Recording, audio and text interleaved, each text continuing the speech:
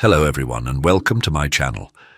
Today we're looking at the FNIRSI HRM-10 Battery Internal Resistance Tester. Just a quick note, this device was purchased with my own money, so my review will be completely honest as always. Before we dive into testing this device, let me show you how I test old lithium polymer batteries salvaged from 7 to 10-year-old laptops and other devices. Yes, believe it or not, some of these cells are still working perfectly. I always start by discharging the batteries to 3.2 volts if they aren't already low. Then I fully charge them and let them sit unused for 1 or 2 days. After that, I test their capacity by discharging them with a constant 500 milliampere current, logging how much energy they deliver until they reach 3.2 volts, at which point the process stops automatically. Here you can see my latest batch of batteries recovered from old laptops. Most of them have already been tested using this method and showed good condition. Now let's see what the FNIRSI HRM-10 has to say about them. Watch closely. I'll go through this quickly.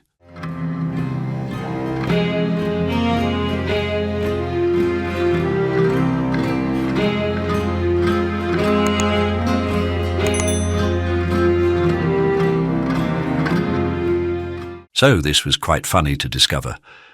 All of them are still working and in good condition, but according to the FNIRSI tester, they've been in use for a long time and are likely nearing the end of their lifespan.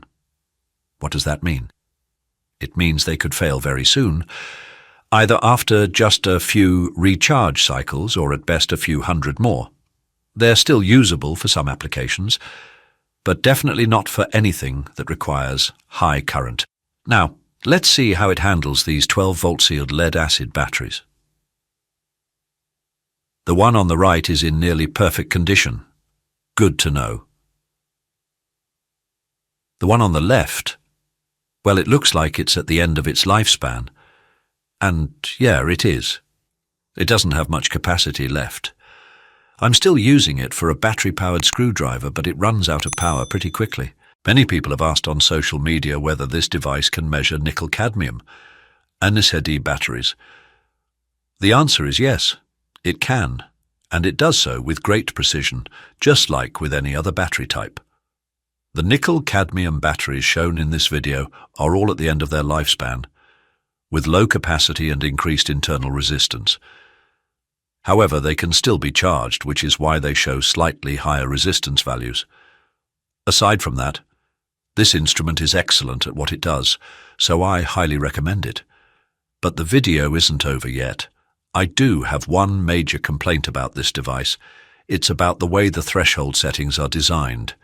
These settings determine when measurement data is stored in the internal memory, either when the values fail to meet the threshold or when they pass and are marked as OK. However, in the FNIRSI menu, this feature is called sorting mode. The manual states that there should be 8 adjustable values, but I was only able to set 4, which seems completely wrong. I have no idea how to configure all 4 properly to make it start recording data. I'll update you if I manage to figure it out. When you connect this device to a PC via USB, it appears as a new drive in File Explorer, which is a nice feature. Now let's take a look inside. I won't comment on the components just yet as I haven't analyzed them, so I don't know their exact functions apart from the main CPU and display.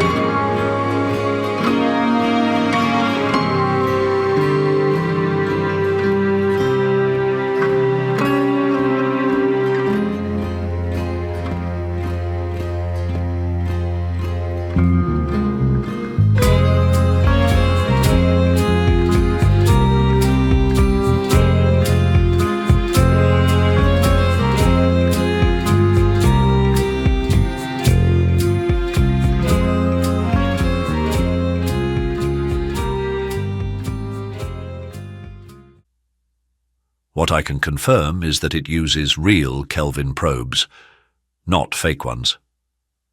The included probes are genuine Kelvin probes, and the device utilizes all 4 wires to deliver accurate and precise results. So, you've seen everything I think is important. This is a great device to have. It helps in various situations, from checking your car battery before winter to monitoring backup power systems, solar setups, and more. If you found this video helpful, please subscribe, like, and support the channel. Thank you.